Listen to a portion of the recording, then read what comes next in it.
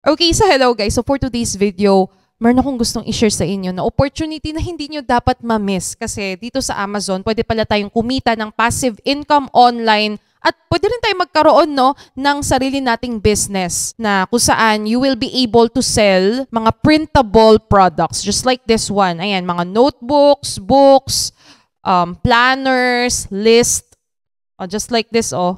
Ayan. Makakapagbenta tayo ng mga ganitong klaseng product na hindi rin natin kailangan mamroblema sa publishing, inventory, pakikipag-usap sa mga buyers, sa shipment. So lahat ng yan is magagawa natin sa platform na pag-uusapan natin dito sa video na ito. What I like about this is ang marketplace pa natin dito is Amazon, which means yung mga produkto dito is mabebenta natin ng mas malaking halaga dahil yung mga buyers natin ay from the US. Malaki or mataas yung cost of living doon. Kung dito lang yung mga ganitong klaseng notebook, bibilin lang natin ng tig-100.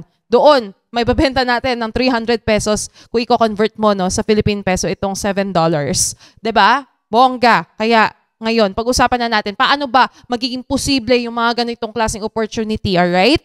So, here is we have this website called BookBolt. So this is www.bookbolt.io, or I will just provide the link in the description box below.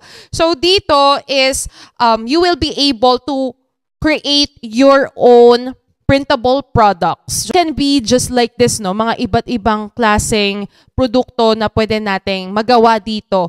Ayan, so ma-enhance pa dito yung creativity natin. And another thing is you will also be able to do research dito sa BookBolt. Malalaman natin kung ano ba yung mga in-demand products. Hindi na rin tayo mahihirapan when it comes to pricing and all.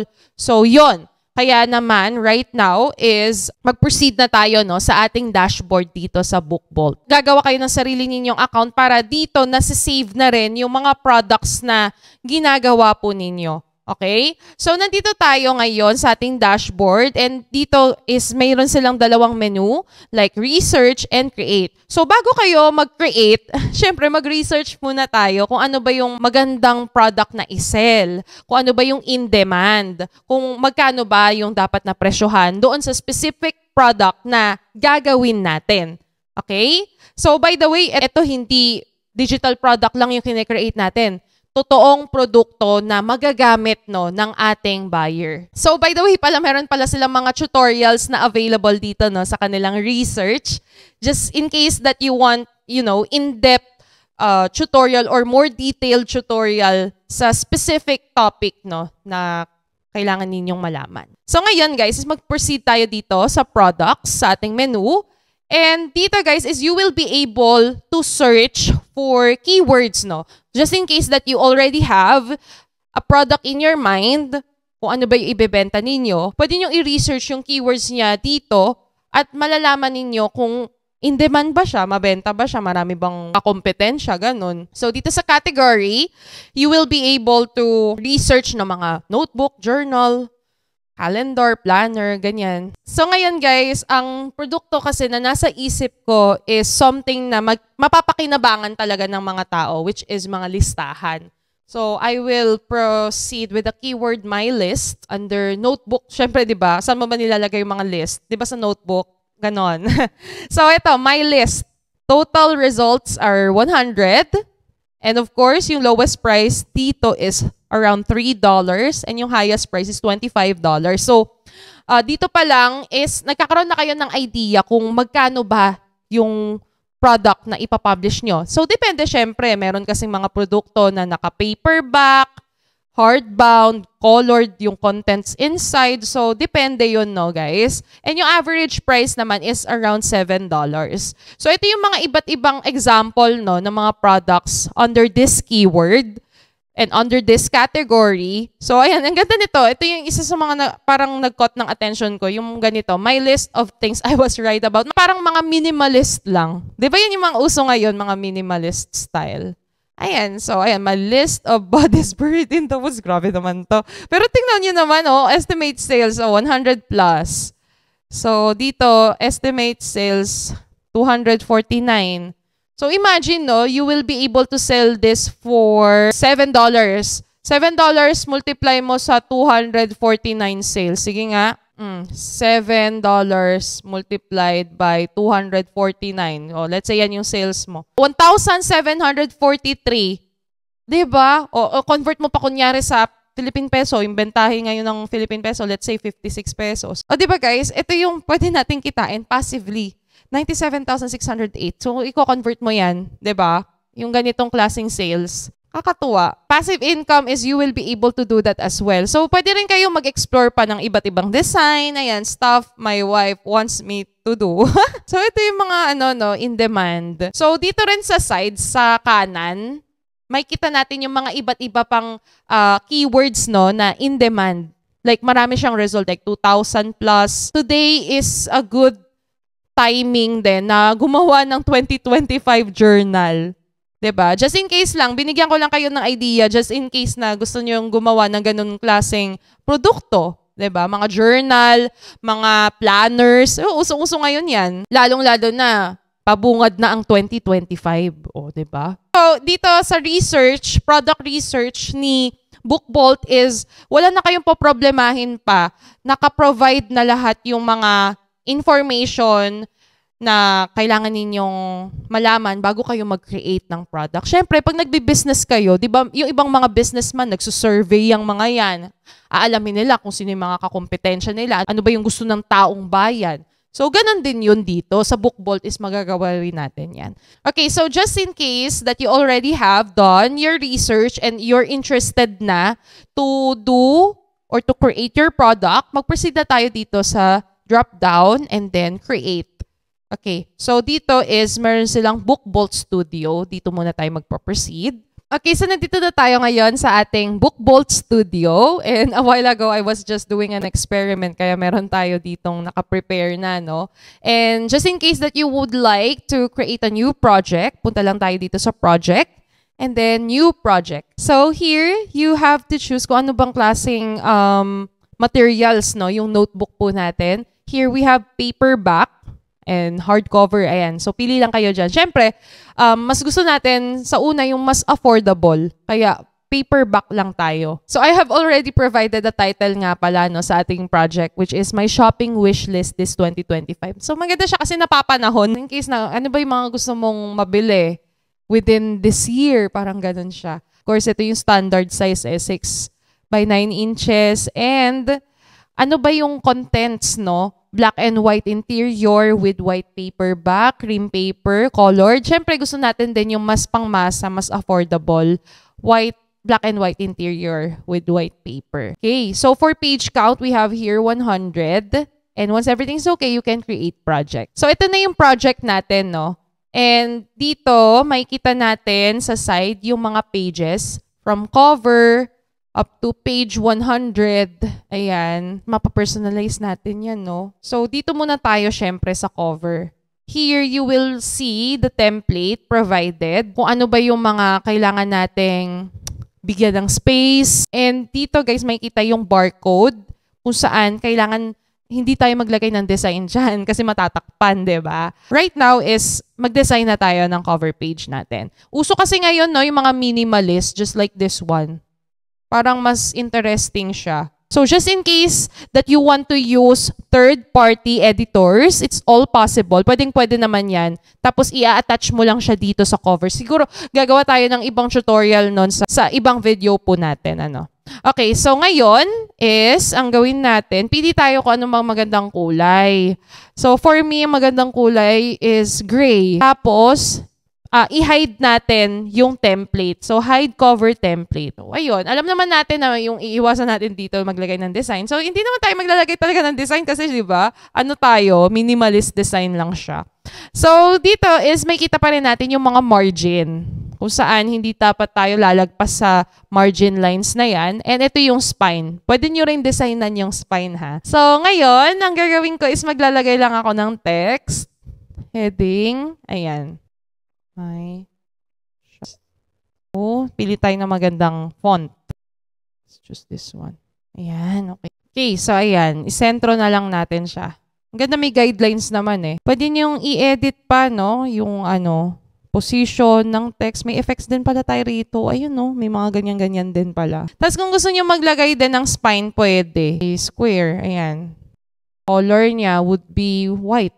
So, pwede rin siyang ganyan. So, that's my cover. Simple lang. So, sa first page, pwede kayong mag-provide dyan ng parang introduction, name, ganyan, kung ano ba yung brand ninyo. Pwede kayong maglagay ng logo. So, ang gagawin natin is, hanap tayo ng interior templates. So, since shopping related yung ating notebook, pwede ako maglagay ng ganito.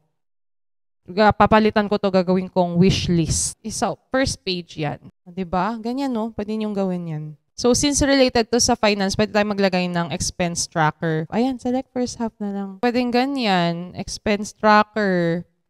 Tapos, dun sa mga remaining pages, pwede natin siyang gawing notebook na lang. Like mga, lines. Pwedeng handwriting paper, kung ano bang klase. Na row ruled, kung ano ba yung gano'ng kaliit yung text and half. Ayan. So, ito may option pa kayo. Pwede kayong mag-add ng mga elements, ganyan. Tapos, i-apply to all pages nyo na kung ilang pages yung gusto nyong lagyan. So, pwede nyong gawin yon. Kung ngayon, pag tapos na kayo sa project nyo, ang gagawin ninyo is ida-download na natin, no? Download and then download current project. So, printed books dito tayo sa una. So, ayan.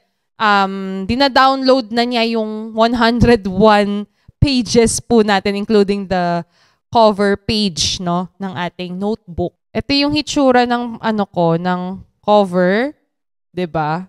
So ito yung naka-PDF, guys, yung pages po ng ating notebooks. So ready na siya, no, for publishing. So saan naman natin i-upload itong project natin na ginawa, yung dinownload nating PDF file? Pupunta tayo ngayon dito sa isang website which is called Kindle Direct Publishing or Amazon KDP. So, ang gagawin nyo lang dito is magsa-sign up lang kayo for an account. Do not worry, this is free. And from there is maipapublish nyo na yung inyong book or notebook or kung ano man yung material na ginawa ninyo. Okay, so nandito na tayo ngayon sa ating dashboard sa Kindle Direct Publishing or Amazon KDP.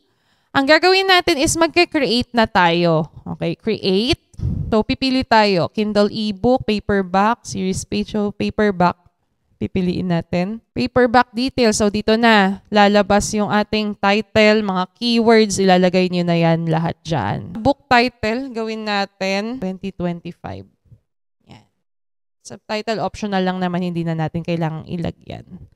Okay, series, optional. Edition number, optional. So, dito sa description, pwede kayong gumamit, ng friend. Gagamit ako ng ChatGPT for my product description. Kasi tinatamad na akong mag-compose. Okay. So, dito pwede nyo nang ilagay yung mga details. Kahit hindi perfect grammar, kasi si ChatGPT naman yung ka-chat ninyo. Pak! Ganun! Meron na tayong description. Product description. So, ngayon, publishing rights. I own. Ayan, I own the company. Okay? Okay, so dito na tayo sa keywords. Optional lang naman to pero maganda magkaroon din tayo. So ito yung mga inassign kong keywords. So pwede pa kayo mag-research pa ng keywords, dito sa BookVault. So ito lang naman yung sa akin lang naman. Okay. So once everything's okay, you can save and continue. And right now, dito na tayo sa paperback content po natin. So dito guys, ang ginawa ko sa ISBN is get a free ISBN lang. Black and white interior lang po tayo. And then trim size, ito yung usual na guys sa manuscript. Dito na natin i-upload yung mga pages po natin dito. Ayan, successful na po siya. And then, so dito naman sa cover, hindi na tayo gagamit ng cover creator nila. Upload your cover na. So, ayan, nagpa-process na po siya. Tapos dito sa baba, AI generated, no. So, ito guys, nagpe-prepare na po yung files po ng ating, ng ating product. Okay, so nandito na tayo sa print previewer. Titingnan natin kung okay siya. Ayan. Woo, may barcode, nakakatawa. Ayan, diba? Ganyan yung tsura niya, guys. Ayun, tama. Okay.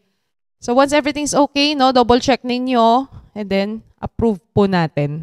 Ayun, completed na yung ating paperback content. Ay, nakakatuwa, grabe.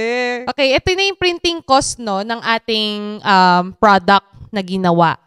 So, ito guys, mabebenta siya sa iba't ibang countries na sinusupport si Amazon. Ito yung mga prices niya for publishing, or sorry, for printing cost, $2.3. So, therefore, kung titingin tayo dito sa research natin, product research, malaki yung kikitain natin if we will choose this price, no? So, ako siguro, I would choose to be more affordable. Okay? Punta tayo ulit dito. Siguro, ang magiging pricing ko dito would be $5. Okay na yun. Ayan. So, dito, paperback rights and pricing na po tayo. For the last step, pwede na tayo mag-assign ng price. So, ako siguro, $4.99. Kasi ganun sila mag-price, no, sa Amazon. Like, $4.99, ganun. So, ayan guys, automatically, nag-convert na yung ating inassign na price. Depende, no, kung anong currency. So, it can take up to 72 hours for your book to be available. Oh my goodness, meron akong product sa Amazon. Nakakatuwa. Ayan, so once everything's okay, you can publish na your paperback book. Ayun, okay. So, here, my shopping wish list. $4.99 lang siya. I-re-review pa to ni KDP kung okay siya for selling. Kasi syempre, titingnan nila kung mayroong mga copyright content inside. Ayan. So, by the way pala hindi tayo pwedeng mag-publish dito using other brands. For example, maglagay ka ng cartoon character, bawal yon. Hindi ka din pwedeng maglagay ng ng mga artista, picture ni Taylor Swift, ganon. So, bawal, okay? Hindi natin pwedeng gawin yan, okay? So, yan. Once everything's okay, let's just have to wait na matapos yung review ng ating product. Nakakatawa. Ito guys, hindi lang limited sa notebook yung pwede ninyong magawa. Pwede kayong gumawa ng other materials like coloring book, journal, ganyan. Or even, kung meron ka rin sariling book, pwede ka rin mag-publish dito sa Amazon KDP. And I hope maging magandang opportunity ito sa bawat isa sa atin. And mag-update ako regarding sa product na ginawa ko dito sa BookVault and sa Amazon KDP kung ano yung magiging status niya. And don't worry, magiging complete review talaga ito kasi I will contact my sister sa Canada na mag-purchase. Tatry niya mag-purchase once na approve na yung ating product. So again guys, yung mga links na websites na ginamit natin are provided dyan sa ating description box and pin comment below. So yun lang naman guys, and thank you so much for watching this video. And kung na-enjoy nyo ito, give this video a like and subscribe to my channel. Click on the notification bell para ma-notify ka sa aking mga uploads. So have a nice day. God bless and goodbye!